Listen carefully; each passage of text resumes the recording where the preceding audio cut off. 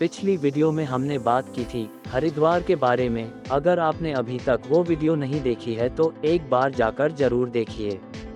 आज हम बात करेंगे हरिद्वार से 32 किलोमीटर आगे स्थित ऋषिकेश के बारे में, जो कि 4 धाम यात्रा का भी प्रथम पड़ाव है। इसे yoga capital of the world के नाम से भी जाना जाता है।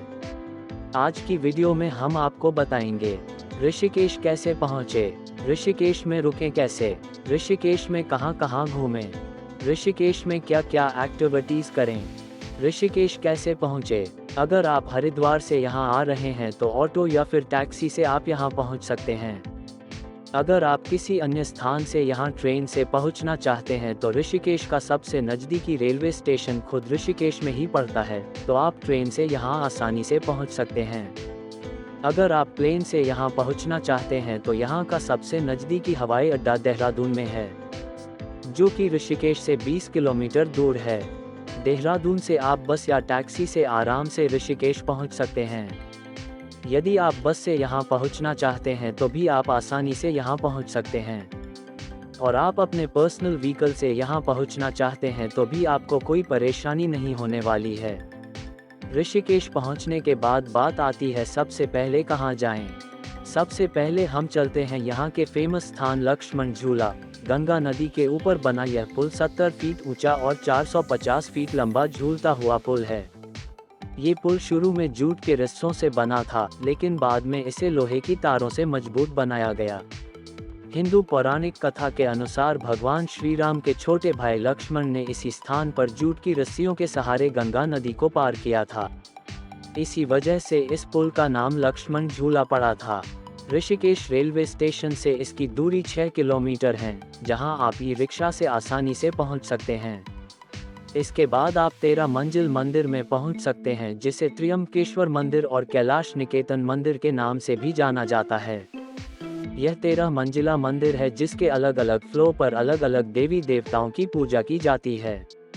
यह ऋषिकेश में सबसे लोकप्रिय मंदिरों में से एक है। आदि शंकराचार्य ने 9वीं शताब्दी ईस्वी में इस प्राचीन हिंदू मंदिर की स्थापना की थी। इसके बाद आप जा सकते हैं यहाँ से 2 किलोमीटर दूर राम झूला। ये गंगा नदी के ऊपर एक लोहे का पुल है। ये पुल लक्ष्मण झूला से भी बड़ा है, जो स्वर्ग आश्रम को शिवानंद आश्रम से जोड़ता है। इसी के पास बना हुआ है सीता पुल, जिसे जानकी पुल के नाम से भी जाना जाता है। इसके बाद आप जा सकते हैं परमार्थ निकेतन आश्रम। यह आश्रम ऋषिकेश का सबसे बड़ा आश्रम है, जिसमें 1000 से भी ज्यादा कमरे हैं। आप यहाँ रुक भी सकते हैं। इसकी स्थापना 1942 में स्वामी सुखदेवानंद ने की थी। यहाँ पर गंगा आरती आयोजित की जाती है, जिसे देखने आप यहाँ पहुँच सकते हैं। इसके बाद आता है बीटल्स आश्रम। बीटल्स आश्रम नाम से प्रसिद्ध इस जगह को 84 कुटिया के नाम से भी जाना जाता है। साल 1961 में बनी इस 84 कुटिया में महर्षि महेश योगी द्वारा योग और ध्यान की शिक्षा दी जाती थी। इसके बाद आता है ऋषि कुंड, जो त्रिवेणी घाट में गंगा नदी के ही समीप स्थित है। यमुना नदी का पानी त्रेता युग से यहाँ पर विराजमान है। मान्यता है कि कुंज ऋषि ने त्रेता युग में यहाँ कठोर साधना की थी, जिसके बाद यमुना नदी के आशीर्वाद से यह कुंड नदी के जल से भर गया था। मान्यता है कि रावण के वध के बाद भगवान राम ने कुछ समय तक इस कुंड के पास तप किया था। ऋषि कुंड के पास में ही स्थित है त्रिवेणी संगम घाट। यहाँ पर मां गंगा, यमुना और सरस्वती, इन 3 प्रमुख नदियों का संगम होता है। सुबह और शाम के समय में यहाँ गंगा आरती का अद्भुत नज़ारा देखने को मिलता है, जिसमें भक्तों की काफ़ी भीड़ उमड़ती है। ऋषिकेश में घूमने आए यात्री इस त्रिवेणी घाट के पवित्र जल में स्नान आदि कर मंदिरों के दर्शन करते हैं। इसके बाद आता है नीलगढ़ वाटरफॉल, जो कि काफ़ी सुंदर वाटरफॉल है। इसके अलावा आप यहाँ गोवा बीच जा सकते हैं, जहाँ आप गंगा के किनारे टाइम स्पेंड कर सकते हैं। यहाँ आप साइकिलिंग भी कर सकते हैं। अगर आप यहाँ से नीलकंठ पहुँचना चाहते हैं तो राम झूला से थोड़ा दूर एक टैक्सी स्टैंड है, जहाँ से आप टैक्सी में नीलकंठ पहुँच सकते हैं। और यदि आप पैदल नीलकंठ मंदिर जाना चाहते हैं तो यहाँ पैदल जाने वालों के लिए अलग से रास्ता बना हुआ है, जहाँ से आप नीलकंठ महादेव मंदिर पहुँच सकते हैं।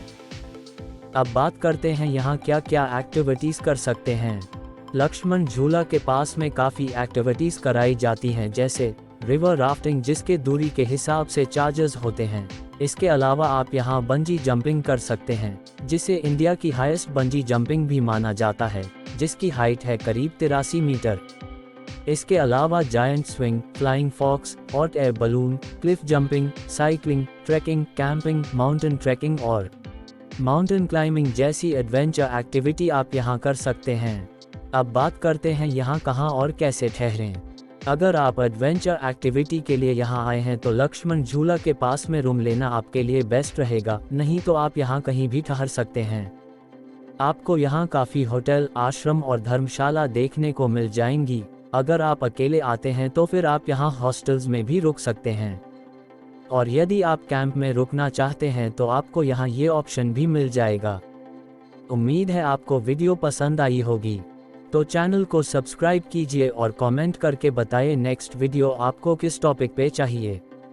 धन्यवाद।